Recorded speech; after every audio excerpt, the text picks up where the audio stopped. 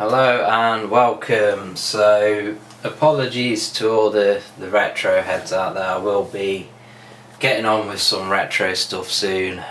Due to just kind of space and time constraints, I've been playing a lot of current gen at the minute. But this is, believe it or not, the only, but only the second, should I say, game of the year, well, my game of the year video. The first one was Deus Ex Human Revolution, and that was 2 or 3 years ago now, so for some reason I don't believe I've done one for a while. And just to go into multiplayer for 1 second, I'm not going to actually be doing multiplayer right at this minute in this video for obvious reasons. I've done it quite a bit in the past. But yes, obviously chatting shit, going off topic there. It's Advanced Warfare, and once I just give you a little stat, I will be going through my reasons why this was my game of the year for 2014. Kind of belated because now it is 10th of the 1st 2015. Blah blah blah, message of the day. Right, so if you want to play with me, that's my PSN name up in the top right hand side, and armory and combat record is what we want to look at. So time in combat, 2 days, 17 hours, 51 minutes. So creeping towards 3 days there, and that's just in multiplayer. So, you know, one of the reasons that I have no qualms about kind of making such a popular franchise my game of, you know, its yearly update, my game of the year, is just the value for money that I actually get out of these games. So we're going to jump into the campaign. We'll go mission select, and you can see here I actually went through the whole game and completed it on amateur, whatever, the easiest level, and now I've just realised I didn't think I had, but I remember now that I have completed the game on veteran as well. So I've had 2 days, 17 hours plus on multiplayer, and a good 6 or 7 hours, possibly 8 for the veteran run on the single player also. So you're talking nearly 4. You're creeping towards 100 hours, especially if you count time just mincing around in menus and pissing about with loadouts and things like that. So we'll go for this Atlas one actually, this one here, which is pretty, we'll go for recruit. That was the thing I was referring to as amateur. It's not amateur, it's recruit. But yeah, we're going to jump into this mission because it is a pretty cool mission in my opinion. So the thing that I like about this game, well, straight off the bat I'm going to say that I liked Black Ops 2 a lot. Not just as a Call of Duty game, but it was just a good shooter. I was going to say good online shooter then. But the single player was really decent, and I found it kind of refreshing compared to the shitty games that Infinity Ward was banging out, you know. The Modern Warfares were kind of just boring me to death. So yeah, Black Ops 2 felt like this kind of cool, crisp new experience, and this game feels a lot like a spiritual successor to Black Ops 2. Obviously it's set in the near future, not the instant kind of near future, but you know what I mean, non too distant future I should say. Kevin Spacey, who gives a fucking shit, the guy dies at the end, there you go. Spoiled the actually maybe he doesn't die because after all he does own a company that provides people with kind of Terminator style augmentations, so that maybe they just like recover his brain and put him into like a big mech or something. Maybe like the Advanced Warfare 2 will be like Titanfall, like just brains in mechs. Blah blah blah blah blah. So I played a lot of Call of Duty Ghosts both on the PS3 and the PS4. PS3 the graphics were just old school COD, same fucking engine they've always been using. And then I upgraded to the PS4 version, so when I play it on my PS4 I'm, you know, inserting the PS3 disc and I'm basically playing the download version of Ghost, but I need to put the disc in to sort of actually play it. And that, although they were trying to, you know, say that this game runs at 1080p, therefore PS4 is better than Xbox One, the game runs like a sack of shit. The frame rate is terrible on that game, both in the single player and the multiplayer, whereas this game, graphics look nicer, and the game actually, you know, runs smoothly. So I like this mission here because it's kind of like a VR mission. What we're seeing now isn't actually real, and you don't actually know that. I'll probably spoil it for you, but I don't really care. I mean, I've just said that Kevin Spacey dies at the end, so I mean, if you've not played this game yet and completed it, then you're probably not going to buy it anyway, unless you're going to buy it when it's a $5 in like 7 years time, and by which time you'll have forgot what I've said anyway. Not that you probably cared in the first place enough to even try and remember. So yes, we have these threat grenades, which are a nice new addition.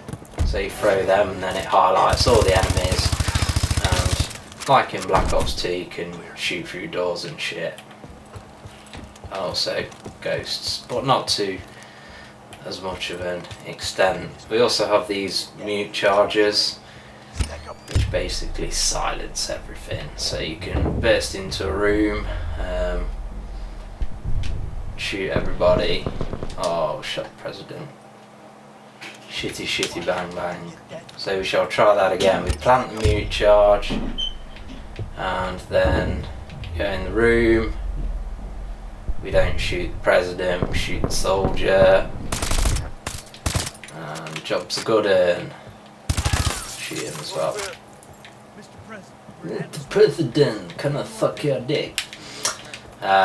So yeah, all of these things that are in the single player, most of them are, you know, scripted, so you could only put mute charge there when it told you that you can, and you know, all of that. You know, I mean, the game follows the Call of Duty formula in that sense, but it just has a nice futuristic, edgy feel to it. You know, it's more refreshing than the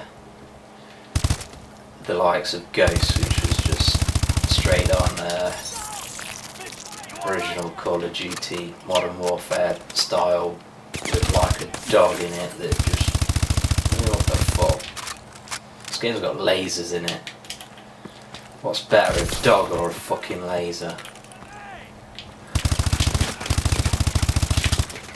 It's also ridiculous how in that game you could actually take control of the dog at certain points in the game. You know, it says like press this button and then suddenly you are the dog. It's like, what? What is this dog? Is it like a Terminator dog?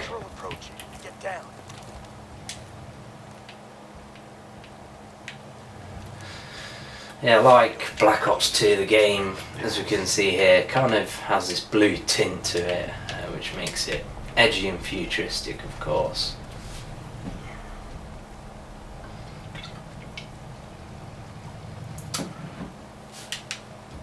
Was kind of disappointed that the game doesn't, you know, like now I double tap the X button to jump, and I don't have the suit with the boost, so I can't boost. In multiplayer mode you can always boost. We have these smart grenades and things as well. As you can see, the grenades sort of hunt the enemies down, home in on them. So yeah, I mean, the original worry with the game was that it was basically going to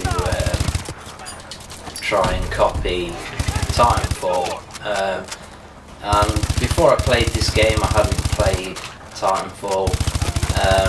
But to be honest, to say that this game copied Titanfall, when I play Titanfall, I don't feel like I need to use the added verticality.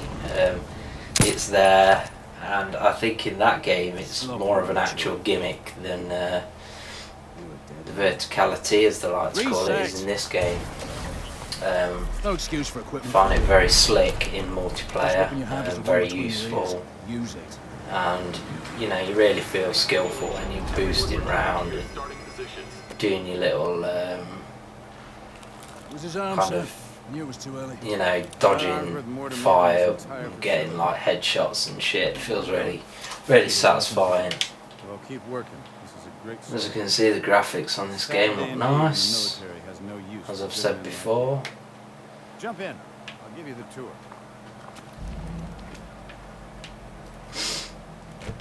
And then we get a tour of this Atlas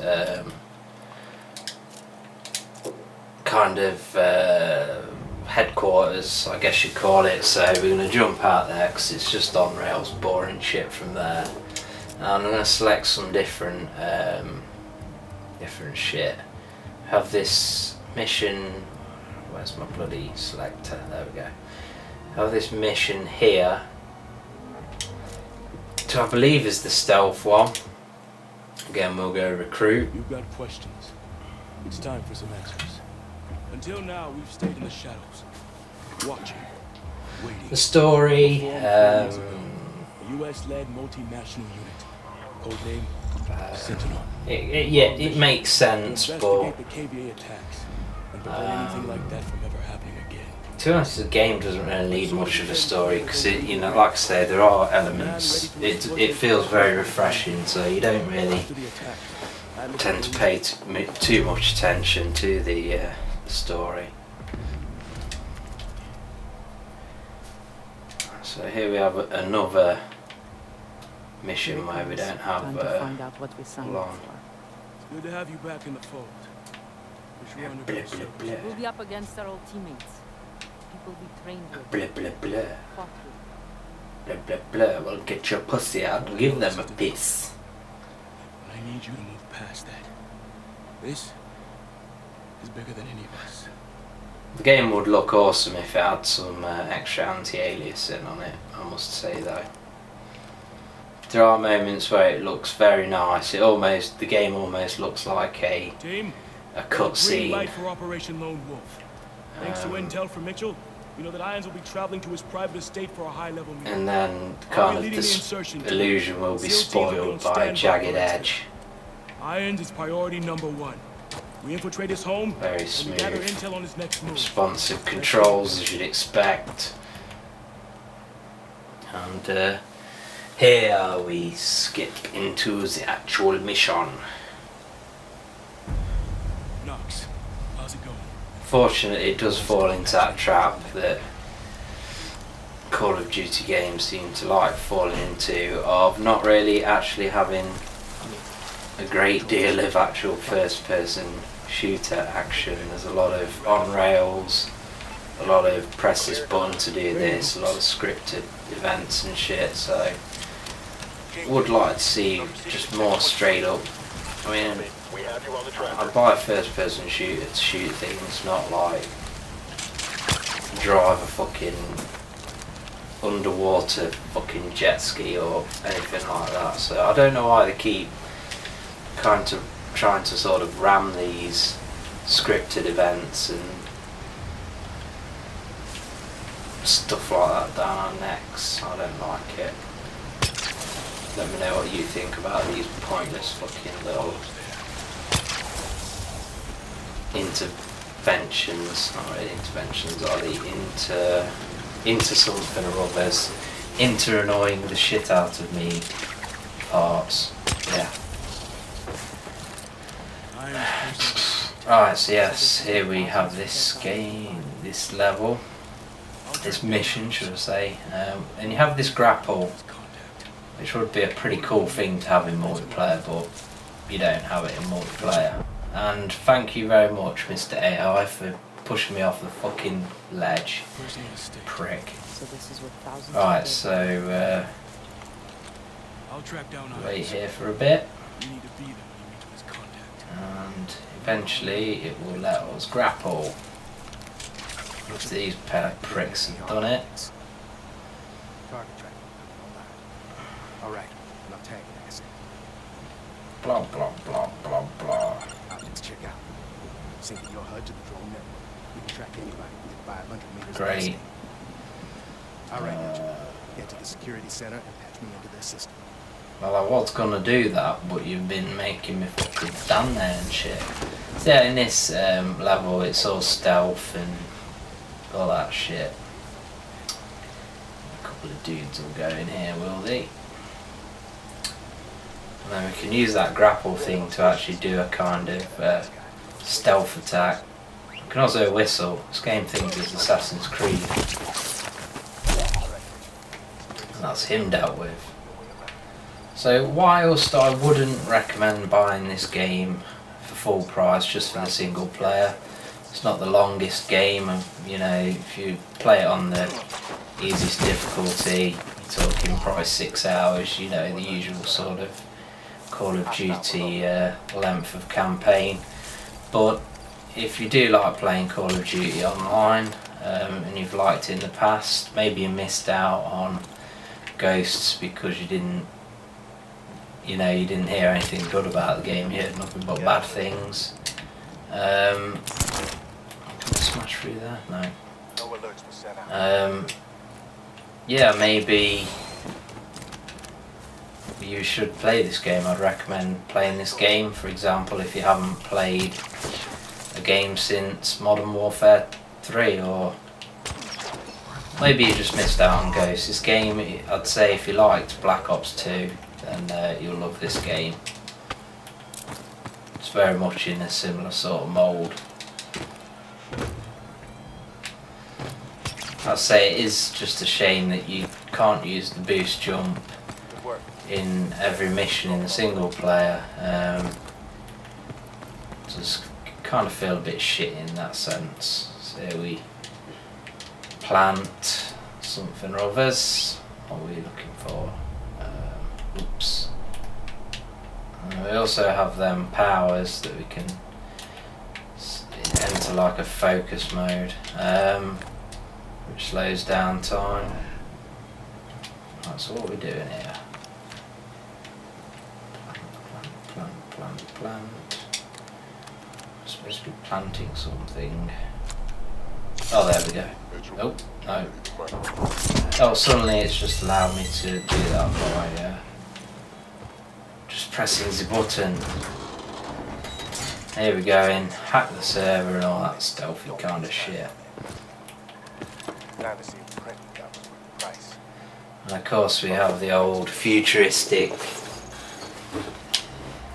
utter shit going on. Yeah, look at all this futuristic stuff. I've got full control of their cameras. Good job. Get out of there. Drones are back online. So yeah, the game is excellent online. Hurry up, Mitchell. There's not a map that I dread playing on. Usually there are quite a few in Call of Duty games, but I've not found you know, a map that I dread playing on yet in this game, which can only be a good thing. There were a couple of, 2 or 3 I'd say, on Ghosts that were just utter garbage. There was quite a few utter garbage on Modern Warfare 3. There was a couple that were garbage on Black Ops 2. Retrospectively, most of them were garbage on the original Modern Warfare. But they're all decent maps in this game.